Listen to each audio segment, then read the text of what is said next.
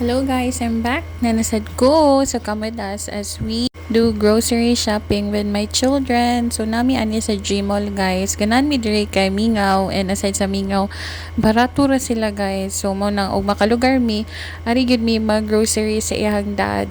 Kay dili pud samok ang parking, everything, pero dili lang pud siya kompleto bitaw ug kan-anan gamay ra, pero og ganan ka nga walay samok and dali ra ka mahuman, mas maayo diri, and daghan po siya kapilian. So mo na lingaw kayo kung mga anak, kay every time mag-grocery magsakay-sakay gyud na si Aiki sa cart ug ihang aya may tigtulod.